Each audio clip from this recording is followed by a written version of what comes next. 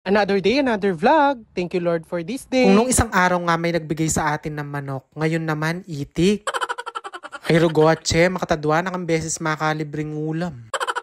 Hi mga che! Welcome back to my vlog! Maaga nga pumasok yung mga estudyante, kaya naman heto yung naiwan sa amin, hetong marurumi. Maruming lamesa, maruming lababo, syempre tayo nasa bahay, kaya tayo maglilinis.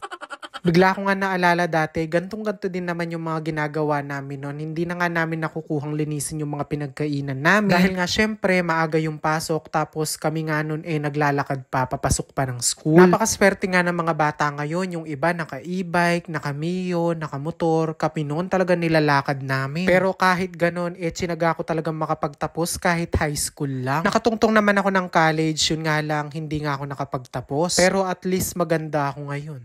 Charis.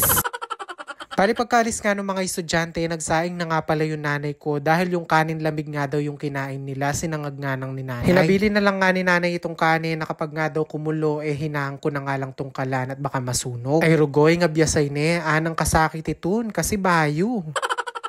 Anyway, yung lulutuin nga pala nating ulam ngayon, mangangailangan nga ako ng luya, kaya kumuha na ako ng dalawa. Hindi ko nga alam kung kumakain ba kayo ng itik, pero ako kasi sanay na akong kumain ng mga ganto, itik, bibe, ganyan. Kaya naman kung di ka kumakain ng ganto, scroll up na lang.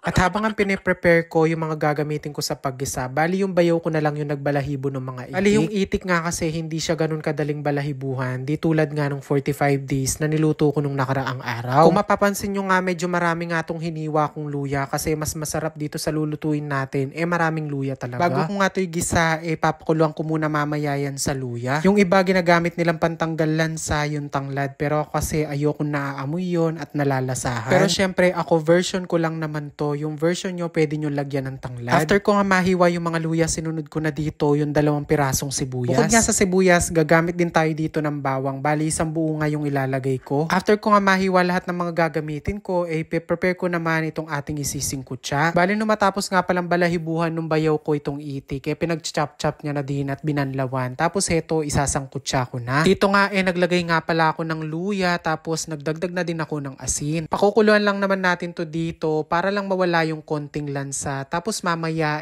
pag gigisa na nga natin. Naglagay na nga din pala ako ng konting tubig tsaka konting suka. Fast forward, bali nga pinakuluan ko lang to ng mga around 10 minutes lang siguro, tapos pinatay ko na din yung apoy. At painit na nga pala ako ng mantika dito sa may kawali, tapos una nating ilalagay yung luya. Gustong gusto ko nga kasing inuuna yung luya, tapos golden brown natin para malasa pa rin. At pagkatapos nun, ilagay na natin itong bawang at sibuyas. Pag lumabas na nga yung aroma ng bawang, sibuyas at luya, maglalagay pa tayo dito ng konting paminta. And then after that, ilagay na natin dito yung pinakuluan natin na itik kanina. Bali yung sabaw nga pala niya tinapong ko na, at yun naman hindi na talaga natin gagamitin. Halu-haluin lang natin to ng maigisa nga ng maayos. Nang maihalo ko na, ayan, nagdagdag na nga pala ako dito ng toyo ng jowa mo.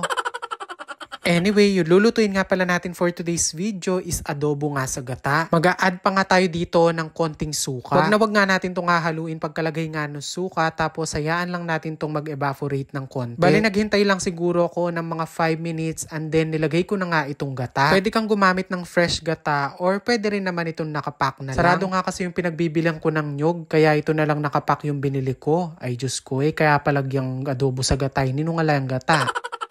Pagkalagay nga nung gata, hinalo ko lang ng konti, tapos pakukuluan natin hanggang sa medyo maglangis-langis na nga ito. Hetong ang itik, medyo malambot na nga din kanina to, nung pinakuluan ko nga dun sa luya, kaya naman madaling oras ko lang itong pakukuluan ngayon. Naglagay na nga din pala ako ng konting pampalasa, so ayan, fast forward, naluto na din itong ating itik. Well, actually, first time ko lang din talagang gawin tong adobo sa gata na to, kaya naman for today's video, i-judge ko kung nasarapan ba ako talaga.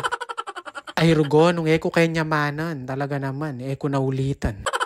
Alam nyo ba kanina habang pinakukuluan ko nga to, naaamoy ko na masarap naman talaga siya, lalo na nung tinikman ko. Ba din kasi yung dinadagdag na linamnam nung gata, kaya naman talagang kahit anong ulam ang lagyan mo ng gata, lumilinamnam at sumasarap talaga siya. Nung nga nagluto ako ng munggong may gata, talagang hindi ko in-expect na masarap din pala talaga siya. Kaya naman diba, kapag yung mga ulam na niluluto natin, meron siyang mga gata, nagiging flavorful pa siya lalo. At syempre, perfect din tong pampulutan, lalo na kung malamig na malamig yung Red Horse.